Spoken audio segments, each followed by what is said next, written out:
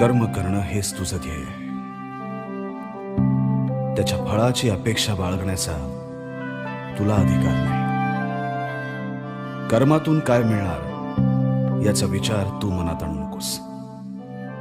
तसंच कर्म न आचरण्याचेही तू ठरवू नकोस.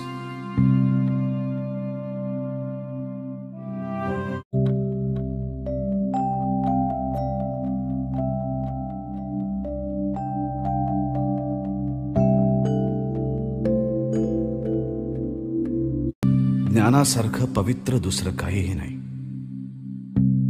ज्यानं कर्मयोग आत्मसात केलाय त्याला ज्ञान आपोआपच प्राप्त होतं.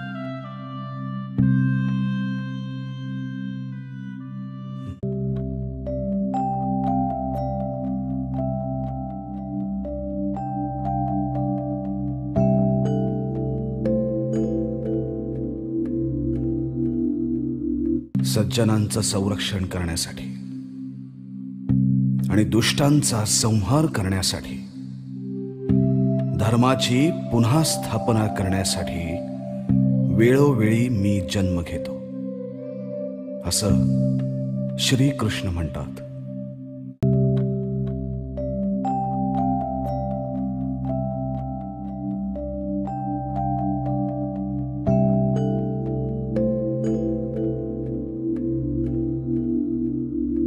माणूस ज्याप्रमाणे कपडे जुने झाले की ते टाकून नवे कपडे घालतो, त्याचप्रमाणे आत्मा सुद्धा जीर्ण झालेलं शरीर टाकून नव्या शरीरात प्रवेश करतो.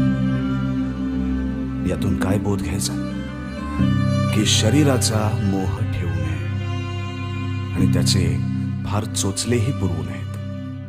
म्हणजेच आत्मा हा शरीरापेक्षा श्रेष्ठ आहे.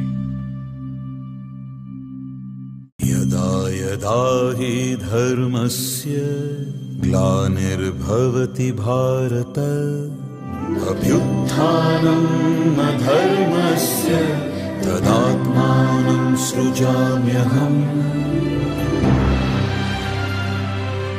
जेव्हा जेव्हा जगात धर्माचा म्हणजेच सदाचाराचा नाश व्हायला लागतो आणि अधर्माचं राज्य वाढू लागतं, तेव्हा तेव्हा मी पृथ्वीवर अवतरतो, असं भगवान श्रीकृष्ण सांगतात. आणि तेव्हा तेव्हा आपण पृथ्वीवर अवतार घेऊन काय कार्य करायचं तेही श्रीकृष्ण स्पष्ट करतात.